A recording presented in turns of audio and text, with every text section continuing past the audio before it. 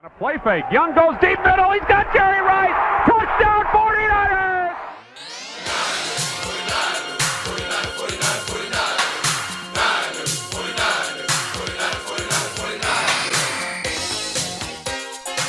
Welcome to another edition of the 49ers Family Podcast, where three generations of Niners fans break down the game each week and talk and hear from Grandpa Mike as he shares personal experiences from being a fan since 1949. My name is Josh. I'm here with my dad, Jared, my grandpa, Mike. We are the 49ers family. All right, let's get started. Let's get to it right away. It's a rough Sunday to be a 49er fan. Trying to be upbeat here, but Grandpa, I can see it on your face. How are you feeling right now? Well, I really live and die with the team. I always have. I'm not proud of it, but they do set my mood. And you shouldn't let some outside interest that you have no control over set your mood, but they do. And so I've been depressed for the last couple of days, and I just keep going over and over and over all the things that took place. I really thought we'd win this game with ease. I mean, the Chicago Bear team won 5 games a year ago, and they really were worse. They lost 3 of their top players. So they're not as good as they were a year ago when they won 5 games, and I thought for sure we'd win. But as we think about it, and I think one of the, there's a million things you can say and a lot of excuses, but in the way it is today in the preseason, the starters don't play. I mean at all. You maybe a play or two, but Trent Williams and Debo and Kittle and Mitchell and Bosa and Warner, they didn't play. So the first game of the season is sloppy because they haven't played. And we had, 12 penalties for 99 yards and turnovers, and then you threw in a monsoon. And,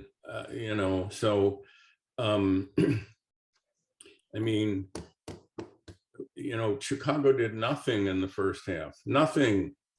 and they won the game. And it's still painful because I know at the end of the season how meaningful these games are going to be. We're going to, be seated somewhere, hopefully in the playoffs. And this is going to mean we go on the road instead of being at home or whatever. So every game's important.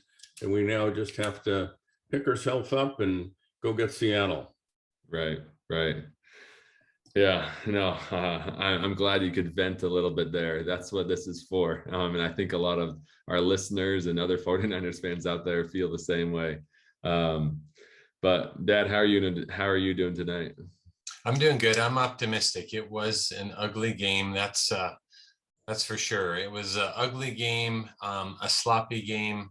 We made plenty of mistakes. But it wasn't a fair look at our 49er team this year. I think playing in those conditions, I think just kind of leveled the playing field in such a way that our skilled positions couldn't perform like they could. We were, we had, a great defense, a strong offense, but we just couldn't get anything going. As far as I felt in the conditions, although the conditions were fairly good in the first half and we did well. I think we won the first half 10-0, I think something like that. Yep. And, but in the second half and right when we needed to put some points on the board, that's when the rain came down in buckets and it was very, very difficult. We did just outplay them, on first downs and our yards rushing and passing. And we did a lot of things right, but we made some key mistakes at the wrong time and didn't have enough time to recover. Yeah, I agree with both of you. Let's get right into it. So as a recap, we were up 7-0 going into halftime. It seemed to be, a completely dominant game. From a statistical standpoint, other than points, being up 7-0 obviously isn't much, but it did feel like the Niners were dominating. And then things kind of turned around in the third and fourth quarter. Yeah, the rain started really coming down. The field got worse and worse and worse. That turf just looked like a ginormous puddle. It was a joke. And then, as you both said, plenty of penalties, turnovers, and then all of a sudden the Bears were ahead, and it was like, what happened? I agree. It was not a good showing for the Niners. I don't think it's an indication of what the rest of the season will be. It's kind of one of those games that you kind of just got to pick yourself and, like you said, kind of get on to the next one. Before we get into some of the statistics and kind of the box score, I think as far as just general reactions and general thoughts, one thing that was so fascinating is looking around the NFL is that I would say 4 of the top 10 teams in the league had a terrible week 1. Not only us, that I think everybody in America would agree that we didn't show up like they thought we would. But second, the Cowboys, ouch, and Dak is out. They scored 3 points. Packers, Aaron Rodgers was furious on the sideline. And then I'm missing another one. Oh, and then even the Broncos on Monday. The fact that they didn't take Seattle to town, and statistically they did. We'll talk about that game later. The week 1, as furious as it made a lot of us Niners fans, it is just week 1, and we're not the only ones that feel that. And it's a long season. It is a marathon.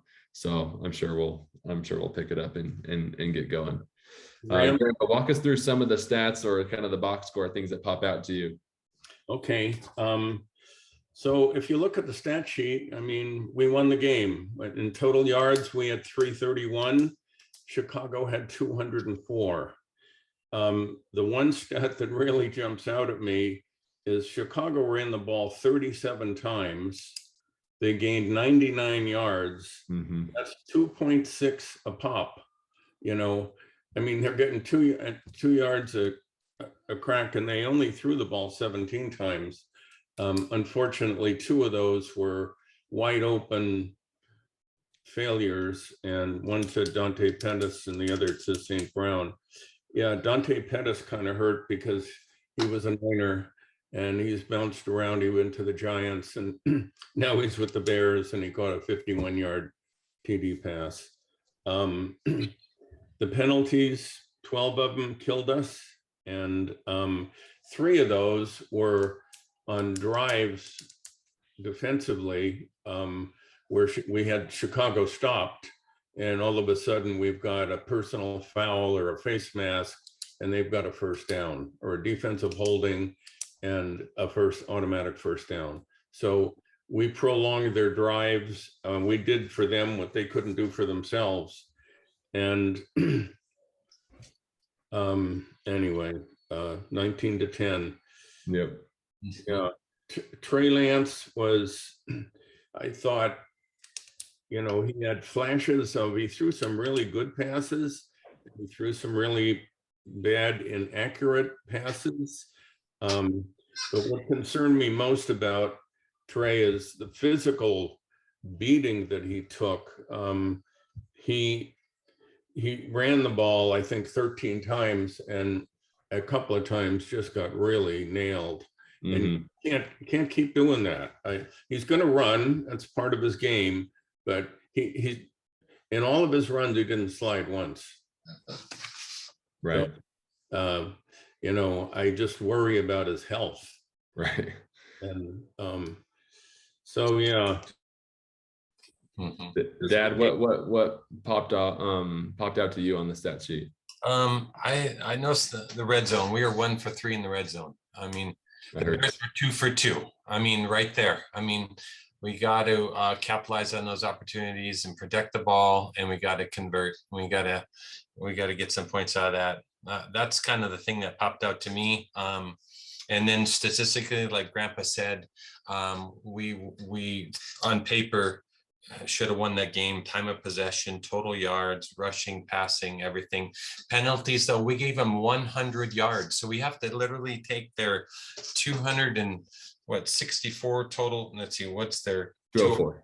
Sure. Yeah, we gotta give them another 100 yards in penalties. I mean, that's 300 yards of offense. We just gave them, that's equivalent to another touchdown. And I guess that's what they like. In approximately 100 yards of penalties in any game, that's worth 7 points to the other team. So Yeah. we kind of hurt ourselves and we didn't capitalize in the red zone. I mean, and that's the difference of the game.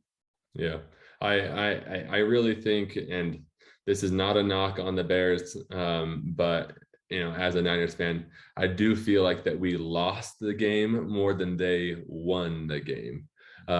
We beat ourselves to a certain degree. Those flags and all those penalties, the failure to convert in the red zone, with the turnovers, etc. Those are points off the board, and when you're playing any team in a monsoon, it's going to be a low scoring affair. And so those points off the board hurt. And that's ultimately what obviously determines the winner or loser of the game. So, man, rough day. I think there are some bright points though. But before we get to that, I will say, we mentioned the monsoon a few times here. Right after we finished the last episode previewing the game, we finished and we stayed on to kind of just break it down a little bit in between the three of us. And the first thing we said was, oh shoot, we forgot to mention the weather. And part of that was that we hadn't even checked the weather. It was Wednesday night, and it turned out the weather was, as we all found out, monsoon season, and just dumped on that field. And that field, the stands, everybody was soaking wet. I mean, there's some pretty honestly epic pictures from the game, but that is makes a huge impact on the game. So if we had anything to do with that curse of the weather, don't worry, we will acknowledge the weather as part of the Seahawks preview. But now let's talk about some injuries, because unfortunately we did get a big one. Grandpa, what did we see as far as injuries in the game? Well, of course, the big one was Mitchell, the running back. And, one of the things about Elijah Mitchell, our 6th round draft pick from Louisiana a year ago, a real diamond in the rough, a real find. He's all last year, he almost gained 1,000 yards. He missed 4 games, but he gained 963 yards. And the key to me is he never fumbled. Mm-hmm. And so, he's not only a great quick back, he really holds on to the ball. So, so Mitchell, that's a real loss, and he's gone for 2 months. Yeah, that hurts. As a result of that, there's a lot of question marks of what do the Niners do?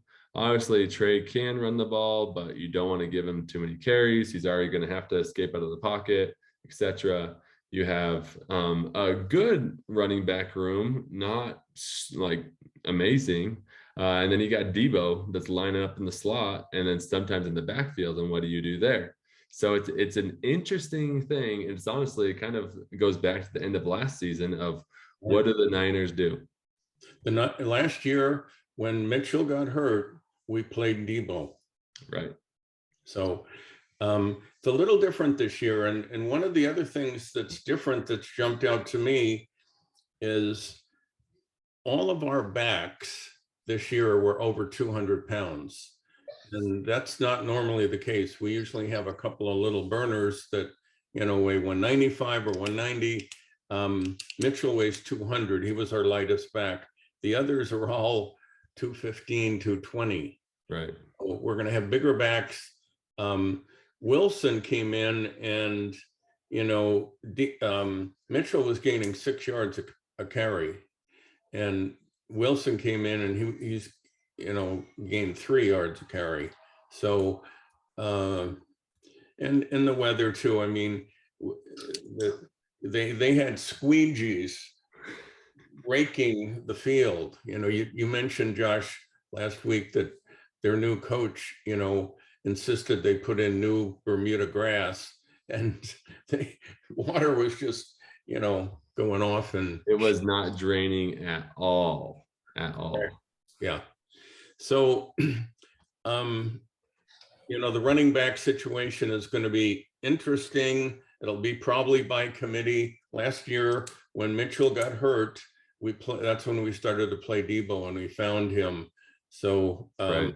I expect him to get more carries, and then by committee, Wilson will be the starter, but they'll play the other guys as well. Yeah, I mean, another one that is interesting to watch, and he didn't play this week, obviously, was George Kittle. Seems that he's hopefully in line to play this week. It would be great to get him back, another weapon, another guy to take the pressure off of Trey Lance. We are recording this on Wednesday. Once again, he did not practice today. Right. As we know, groin injuries are a little bit weird, that you kind of need to rest your way out of them, similar to something like a hamstring. So something to watch there. Other players getting dinged up a little bit here and there. The only one that's, I would say, kind of notable, or I guess there's kind of two more notable. One, Daniel Brunskill, that did not play. They're still watching him. He did not practice as well today.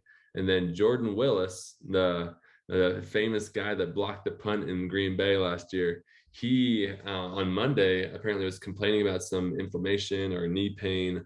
They did some tests and determined that he needs to go on the IR. They're actually going to do a minor, snip on his knee, which we are deep at the D line. You don't like to see that. Kamoko Toure, that also has a lot of upside. He got activated off the practice squad to replace Willis, so we should be okay there. But injuries happen in football. You just don't want to see so many. I feel like they're adding up, and it's week 1. We're losing a starter a week, so after 17 weeks, we'll have 5 guys left. Yeah, I know, right? One last thing though about Elijah Mitchell, and something that I want to ask you guys. We talked about, running back by committee, talk about Debo. Debo got 8 carries in this game against Chicago. It's 2 questions for you both, and we'll start with you, Dad. One, how many carries should Debo get per game? And 2, if Elijah Mitchell is in, if our running backs can carry the load, versus now how many more do you give Debo with Elijah Mitchell out? That's a great question. So Debo had eight carries. 8 carries. To be honest, I don't even know what the average number of carries per game is, for him. But I don't even have an answer for that one. He had 8 carries for 52 yards, so a 6.5 yard average, which is fantastic. Obviously, Elijah Mitchell had 6 carries for 41 yards for a 6.8 average. So around that same kind of level of efficiency. And as Grandpa said, it really dropped off. Wilson had 9 carries for 22 yards for a 2.4 average. Yeah. But as we know, you don't want to put Debo always in the backfield. And there's that whole durability aspect. So it's interesting. I'm very intrigued to see how much they utilize him, because it's different in the playoffs. And then I'll get to you, Grandpa. It's different in the playoffs when you're playing to win. That's kind of that all or nothing mentality of I'll do anything for the team to win. Whereas you see 16 games ahead of the schedule, and you kind of have to pace yourself a little bit. So, Grandpa, what are your thoughts? Yeah, well, typically you have about 30 rushes a game. And, I think Debo is going to get 8 or 10 of them. Lance is going to run. They designed actually 4 plays for him to run. And, and then Wilson has always done pretty well, in his role. He didn't on Sunday, but, it might have been the turf too. So Wilson is going to get, probably 7 or 8 carries, depending on how he does. If he does well, they'll continue to run him. If he doesn't, then they're going to go to Mason or, and then we just signed this guy. What's interesting, Marlon Mack.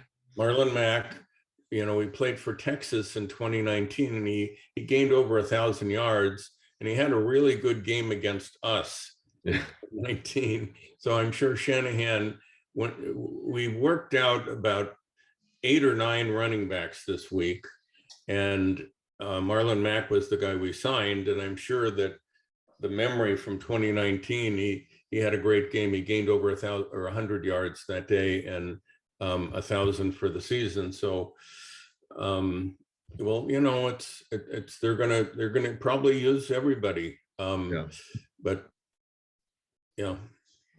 I think, honestly, I think 8 rushes for Debo is even a little high. When I saw that on the box score, I was like, oh wow, he ran the ball 8 times. I think that had to do with a little bit with the weather, just trying to get the ball in playmakers' hands and not have to deal with throwing the ball in a monsoon. I expect to see about 8 to 10 as well, 8 to 10 rushes going forward. With Elijah Mitchell, or when he comes back, I think that'll drop down to more like 5 to 6, 5 to 7, or something like that. We'll see, but definitely something, that position is going to be interesting to watch, and I think not only for us fans, but also for opposing teams, because what do you plan for? Because Trey is always going to be a threat, but then how much do you plan for Debo? And look at all of those things. Then Wilson versus, like you said, Mason and Ty Davis Price. It is going to be running back by committee. Even today, Kyle Shanahan, when asked about Marlon Mack and all of the kind of the running back room, he said that Ty Davis Price and Mason are going to go at it for that number 2 spot. But ultimately, and as Shanahan has always done, he said, but the hot hand is going to get the ball. Whoever is running well, seeing the holes that day, that game, Shanahan has a proven track record of riding that hot hand. So it's going to be interesting. I think it's kind of an open competition. We'll see who gets it. Look out for Mason. He opened eyes in camp. He wasn't supposed to make the team. Yep. And so he's a comer. The other piece to this, and it'll determine, how much we run and pass, is the weather. So we have rain again this Sunday, and it was 40%, and Josh just upped it to, you just check the weather and it's going to be 70 or 80%. Yeah, I said 60 to 80%. So could be another wet one. So that usually you run more when it rains, and so that'll be a factor too. So yep, for sure. Yeah. All right, so wrapping up the Bears week, let's go around players of the game. So win or loss, still some players always find a way to kind of make their impact on the game. I have a couple in mind, but Grandpa, let's start with you. Okay, my player of the game, and it was really pretty easy. It's Talanoga Hufanga, or Hufanga. So he was spectacular. He reminded me of Troy Polamalu, and they're both Samoan, and they both played for USC. And he trains with Troy. Yeah. So I remember when we drafted him, Tyler called me and said, Grandpa, you're going to love this guy. He's got a nose for the ball. He's always around the ball. And you'll remember last January in Green Bay, the guy that scored the touchdown after Willis blocked the punt was Hufanga. There's a fungus among us. He intercepted a pass. He had, 11 tackles? Yeah, and a tackle for loss. Yeah, so he's my player of the game. Yeah, that's a great one. That's mine too. So I think he was, if anything, he showed some things last year for sure and got in, and even, if I remember correctly, even started a few games. But this was his breakout party. I think he turned a lot of heads. I think the offenses are going to have to start to account for where is Hufanga. Yeah, and there's one other thing, Josh, and this is for you.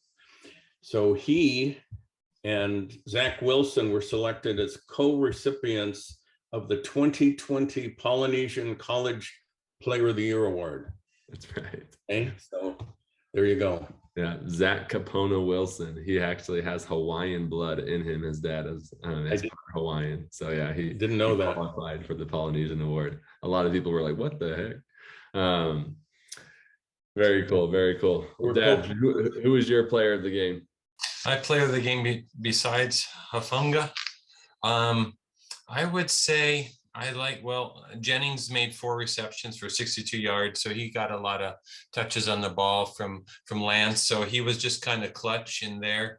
And then I'm a linebacker at heart, so I liked watching Fred Warner. He still had 6 tackles and 4 solos, and so he was second, leading tackler in the game. So I'll go with Warner. He kind of held his ground, but Hafunga, he kind of stepped it up and he was all over the place.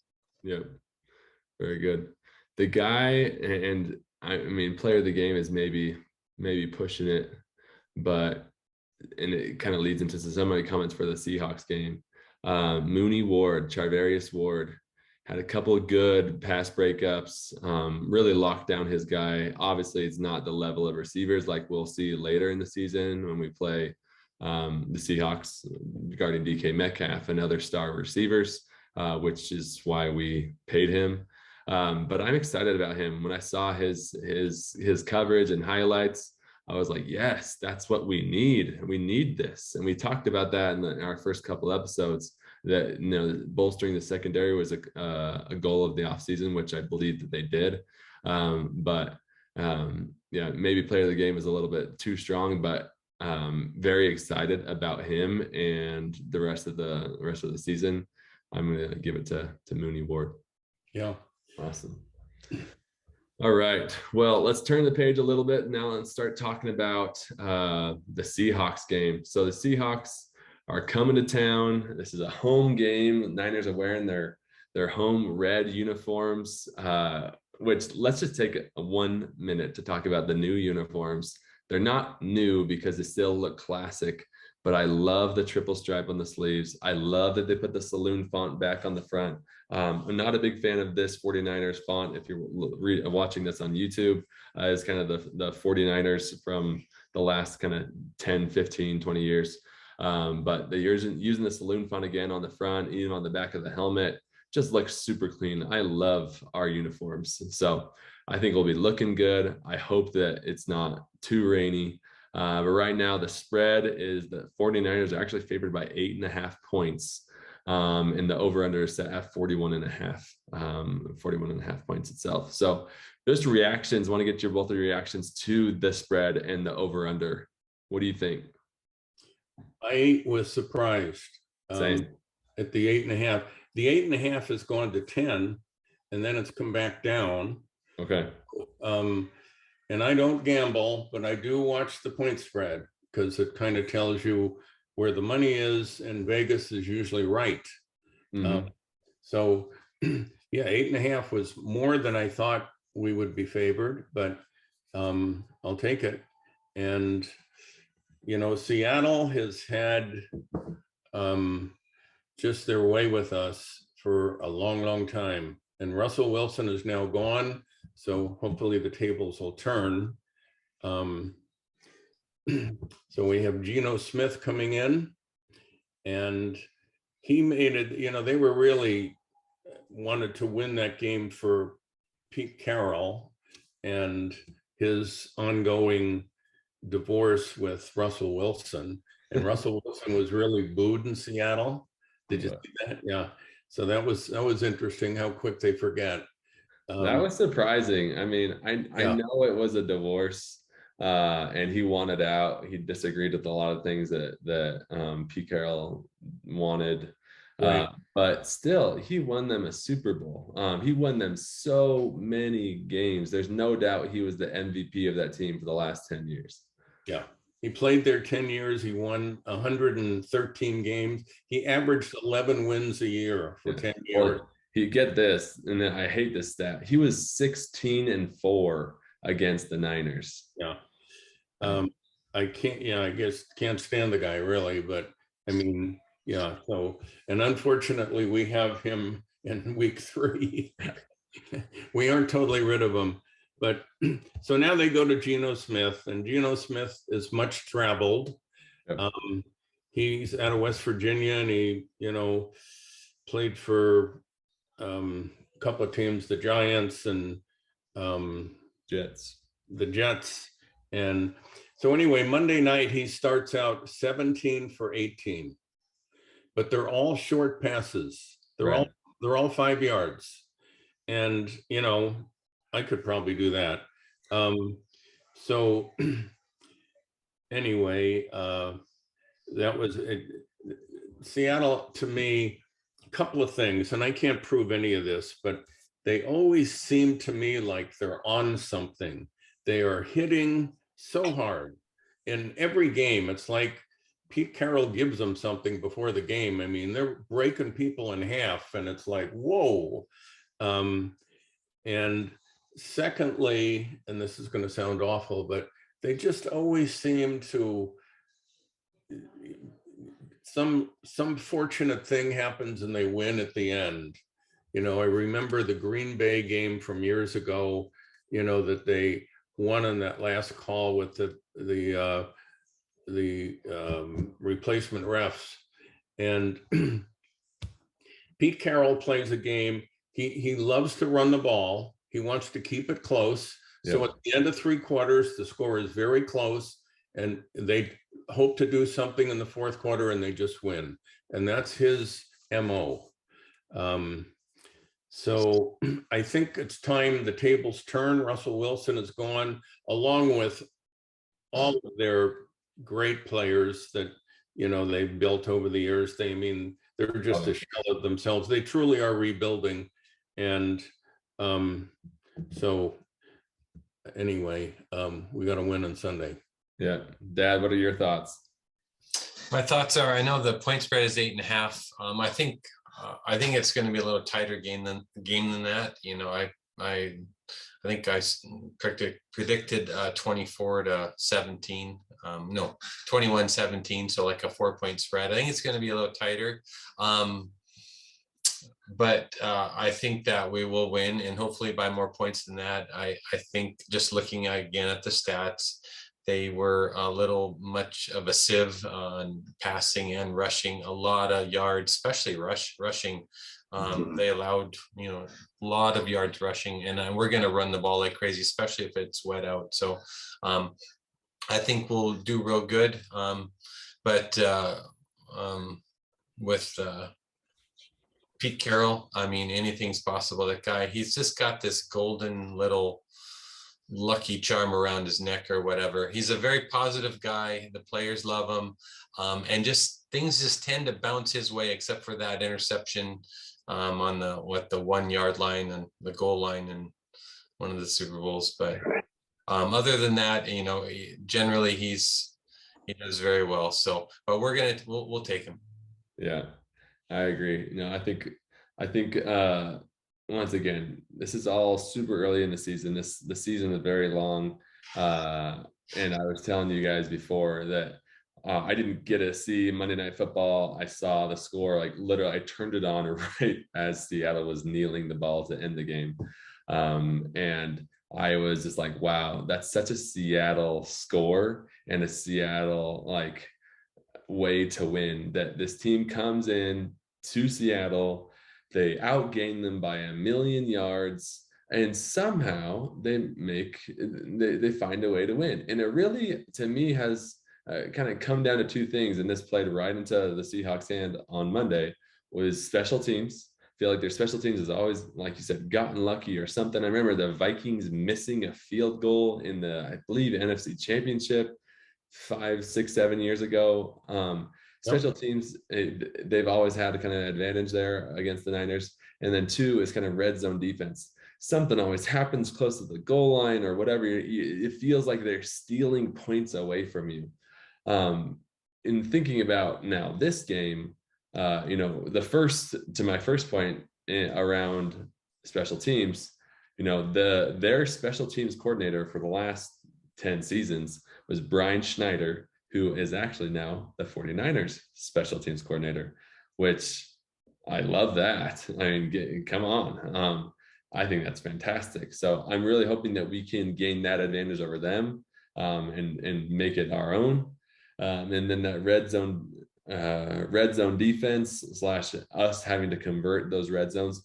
I think, that is, if you're going to, put out there like a keys to the game, the broadcasts always have, all right, the keys to the game are the Niners need to do this. The Niners need to convert in the red zone, especially against the Seahawks. You cannot settle for field goals. They always find a way to stay in the game, and you have to get touchdowns when you're down there. I think that's going to be something to watch for. And one last thought, watching the tape from the Bears game,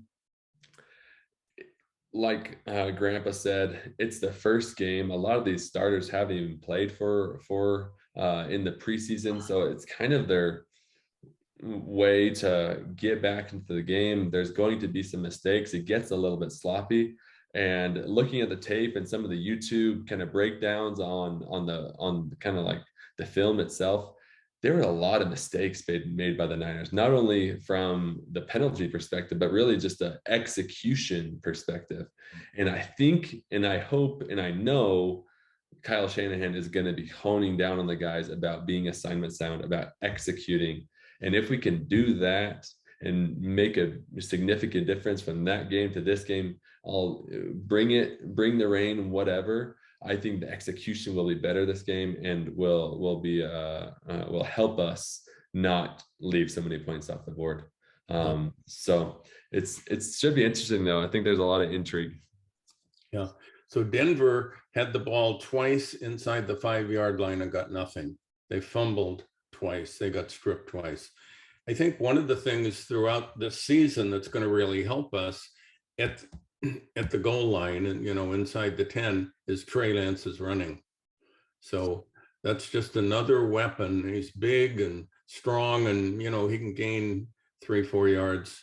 So, yeah, Seattle has been fortunate, but we'll get them on Sunday. Yeah, I think, Josh, you mentioned it. I watched some of that film too, just of the position players and our veteran players, and some of the mistakes that are made, just kind of key blocks, just kind of not executing fully and fulfilling their assignment. I think that'll be a big focus of this week with Shanahan. And if they execute and do what they know to do, I think it's going to be huge. They'll be so focused on their assignments and execution. I think that'll really work to our advantage. Again, moving the ball up and down the field against the Seahawks. Right. I mean, because really, in the media, as we all know, is like totally bashing Trey Lance, saying, how can the Niners let Trey Lance lose these games while they have Jimmy G sitting on the sideline? I hate it. I hate it so much. But as much as, Trey definitely did show his age. I mean, he's literally only 22 years old. When you look at the tape, it was a lot more than just him making mistakes. I mean, football, and then I think one of the reasons why we all love football so much, it is the ultimate team sport. You have 11 players on the field with 11 different jobs, all doing something at the same exact time. Another similar sport that has 11 players on the field is soccer, but the ball only touches or is around like 3-4 players at a time. But football, 11 people are moving and have to move in the exact same, rhythm, order, everything, every single play. So it's a team sport, and there's a lot that the team could have done to better support Trey Lance, because he did some things right, and he froze a lot of the D end on some of those plays where the D end had to honor Trey Lance, and even the outside linebacker had to honor Trey Lance, and that will play to the Niners' favor later in the season. It didn't happen to the degree that we wanted it to here against the Bears, but it's interesting. It's interesting to think about Trey Lance. Curious what your guys' thoughts are. I thought Trey, he handled himself well. He definitely is a run threat. And that is, one huge advantage that Shanahan likes, is that he has the legs and he can move around the pocket and get some third down conversions. We did very good in third down conversions, and thanks to Trey and his legs this last game. I didn't think we had a lot of opportunity to move the ball up and down the field through the air a whole lot, to be honest with you, with the conditions. So, I think, we're all excited to watch his passing game, and for him, complete 70% of his passes and throw over 300 yards. But this wasn't the game. That never was going to be the game where he's going to do that in this condition. So I think Trey, he learned a lot, and we made a lot of other mistakes, but it wasn't Trey's loss for sure. This isn't, it definitely doesn't need to rest at his feet for sure. Yeah. So I felt Trey Lance was inaccurate, which is expected. He threw less than 50%. And the thing that really concerns me, I mentioned a little earlier, is the physical beating that he has taken. He ran the ball 13 times for 54 yards and really got nailed a couple of times. He never slid. He had 5 scrambles, 2 quarterback powers, 2 sneaks, 1 zone read, and 3 designated runs, and he never slid once. So, and that surprised me. I mean, it's like, that's what quarterbacks have to do, and they're protected once they do. Once they slide, can't touch them. There were 4 times he left the pocket when he had somebody to throw to, and he ran. So, and he also has a little hesitancy. He's just, it just takes time, and that's, experience. So his reads are a little slow. He has a little hesitancy. Even on his runs, he just kind of hesitates for half a second, and that window closes. Right. So he's going to get better and better and better, but he has to play. And we're going to, have growing pains with him. In one of our later shows, I'm going to talk about some of the other quarterbacks as they started in their first year, and they're, Hall of Fame Peyton Manning's, John Elway's, Brent Favre, all these guys. When you see what they did in their first year, I mean, it was atrocious. And they're, so anyway, this will all work itself out. We do have some growing pains, and yeah, so yeah, we definitely do. And I'm excited to see the progress, from week 1 to week 2. What do we see? Can we see progress? Because I think that's really what the coaches, and I think as fans, we expect. I don't expect perfection. I also agree with what you said, Grandpa. I don't expect him to be super accurate, but I expect him to protect the football, and I expect him to get better each game. And stay healthy, not get hurt. I would like to see him slide some more. But yeah, as you mentioned, even comparing, and I feel like we have to mention it because it was amazing to watch. We were all texting in our group text, watching Josh Allen with the Bills last Thursday, right? Yeah, Thursday, first game of the season against the Rams, Super Bowl defending champions. Man, did he light it up? Was he perfect? No, but that guy with his legs, with his arm, amazing to watch. And in his first season, he completed 53% of his throws, and had more picks than touchdowns. Yeah. We talked about this in the previous episode, that he didn't have the playmakers and weapons around him that Trey does. So I think that we can expect a little bit more out of Trey, and it's Trey's second year versus Josh Allen's first year. But that is the kind of the common player comp that he gets. Yeah. And man, I was just licking my chops watching Josh Allen dice at the Rams. Obviously don't like the Rams, but to see that in the way that he did it in now year 4 was very impressive. And I hope that Trey Lance can get there one day. So Josh Allen, his rookie year, he had 10 touchdown passes and 12 interceptions. Buffalo went 6-10. Yep. I mean, it doesn't start, right away. So, and that's a common thread through most everybody. The only guy that really lit it up right away was Dan Marino. I mean, he came in and just was on fire. Everybody else struggled. Yeah. Everybody. So anyway. Very interesting. Very interesting. Okay, so score predictions for the game on Sunday. Dad, you already previewed yours. You had 21-17. Anything else to say about your prediction? No, just San Francisco's going to win. All right, go Niners.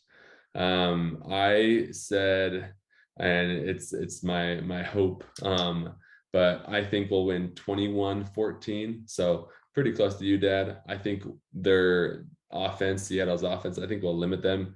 I think they showed a lot on tape this last weekend, or I guess on Monday, and the Niners will stop the run against them. And I really think it's going to be a low scoring game. If we're going to talk about the over under, I think it's definitely going to be under. I also don't bet, but if I did, I would definitely bet under. I do not see this game going over 42 points.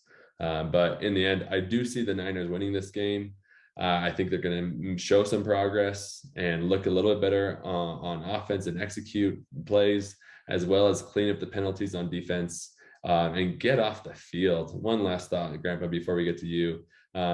Nick Bosa was visibly frustrated during this game because he's working his tail off to stop the run. And they, like we saw, only got like 2.4 yards a pop. And then those 15-yard penalties are huge. That's the equivalent of 6 rushes, 6 plays, and you give them 15 yards for free. Yeah. Huge, especially in a low-scoring game. So I think if we can limit those, hopefully not get any, let's play a clean game, get off the field, get the ball back to offense, let them do their thing. I think the Niners will take this one 21-14. Okay. My score is 17-13. I also think it'll be low scoring. I hope that that it's a laugher and I can relax. But as long as we win, I'm happy. I really don't care what the score is. But just to put up some numbers, I said 17-13, and we'll see. We shall see. Very interesting. Very interesting. All right. Well, as far as kind of other things related to the Niners, we've talked about the Bears game, talked about injuries, talked about obviously previewing the Seahawks. Before we get to your story, Grandpa, which I think I'm looking forward to more than anybody. Any other kind of facts and figures, Grandpa? I know you always have kind of a whole Rolodex of interesting factoids about the Niners. Well, 2 other players that stood out to me, and one was the blocking of Jennings. So I watched the game, and then later I watched it 2 or 3 times, and I don't watch the ball. I watch specific players and see what they do. And so John Jennings was really, his blocking was outstanding. And then the other player who, as long as he doesn't get hurt, is going to be really good this year is Javon Kinlaw. Yeah. Javon Kinlaw, what was it, 3 years ago, we traded DeForest Buckner. He wanted $20 million a year. So we traded him right before the draft to Indy, and we got their number 1 pick. And with their number 1 pick, we picked this guy, Javon Kinlaw, out of South Carolina. And he's been hurt for the most part, his first 3 seasons. He's healthy now, and he's in great shape. And he used to be just a bull rusher. He would just try and drive his guy back. But Sunday, he did the swim move a couple of times early on, and he got right through his guy and was putting pressure on Fields. So Kinlaw is going to be really good. He turned his ankle, and I went, oh no. Right. It was like in the second quarter, and I thought, oh no. But he came back, they taped him up, and he came back, and he's fine. So Kinlaw is going to be make a difference this year. Yeah, no, for Just sure. Great points. Comments on Jennings and Kinlaw. Great points. Yeah. Yeah, no, I was excited about Kinlaw. Thanks for bringing that up. He is a guy that's just been continuously getting hurt and can have such a big impact. And I was very happy to see, early on in the game, he was right in the backfield. And I was like, yes, we need that. We need that interior pressure, because that's going to take pressure off of Nick Bosa, which he gets double teamed more than anybody in the league. Right. So let's give some pressure to Kinlaw. Otherwise, he's going to get through every single time. They were double teaming Kinlaw the second half. Yeah, it's great. So, so yeah, you can't double team everybody. Right. So it's very good. Well, hopefully it's a good game, and the Niners can pull out the victory. Yeah. Well, thanks to everybody for listening. As per usual, Grandpa, I know you have a story for us. I love this one. Tell us about the Christopher Milk Jr. 49er Club. Okay. So once again, my father took me to my first 49er game when I was 7 in 1949. And it was a couple of years later, I'm about 10. And the mayor of San Francisco at that time was this guy, George Christopher.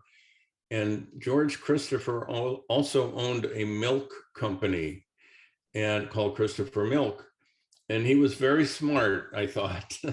And he worked out a deal with the 49ers, and he developed this kids club called the Christopher Milk Jr. 49er Club. And he had a block of 2,000 seats in the east end zone of Pizar for every home game. And in those years, we played 12 games, and 6 at home and 6 on the road. So, but to get in, you had to buy his quart of milk and cut out this coupon when so I was telling my parents to buy Christopher Milk. Right. As were other kids. And so they did, and I cut out the coupon, and they let in the first 2,000 kids. On the coupon, it says free. I remember paying 50 cents. So anyway. Not a bad deal. Yeah. And so I didn't realize this till later, years later, but I went to every game, and so I was really getting season tickets for $3 a year. That's 6 amazing. Games, 50 cents each, a total of $3. I went to, 6 games. Then after the game, it was fun because the only thing that separated the fans from the field was this 3-foot railing fence. And so when the final gun went off, all us kids would just jump over that fence and run onto the field. And the players were walking off towards us.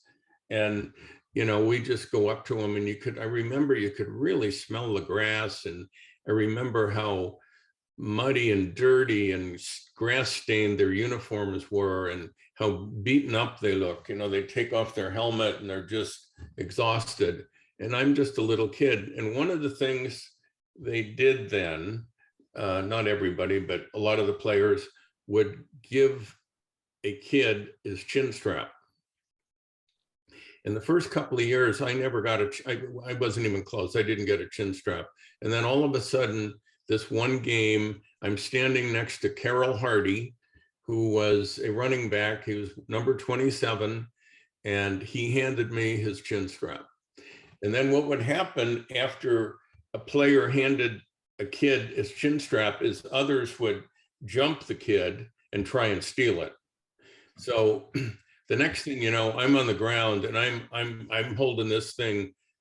Nobody's getting it. And so, you have a scrum for 3-4 minutes, and then they give up, and, they get off you, and you get up, and I just put it in my pocket. And so I have Carroll Hardy's chin strap from 1953 or whatever it was. And I got to go to every game. It was a great thing. And I was a proud member of the Christopher Milk Jr. 49er Club. That is an awesome story. That's way better than the Lake Elsinore Storm book club that I was a part of, that we would get some free tickets. Very, very, very cool. I love Milk. I would love to be part of that club. I wish they would do that again. 50 cents, what a deal. Yeah. Very cool. Well, that will do it for another episode of 49ers Family. Thank you for joining. Thank you for being part of our family. Once again, if you have any questions, comments, hot takes, please email us at 49ersfamilypodcast@gmail.com. That's 49ers spelled 49ERS, familypodcast@gmail.com. Until next time, go Niners. Go Niners. Woo!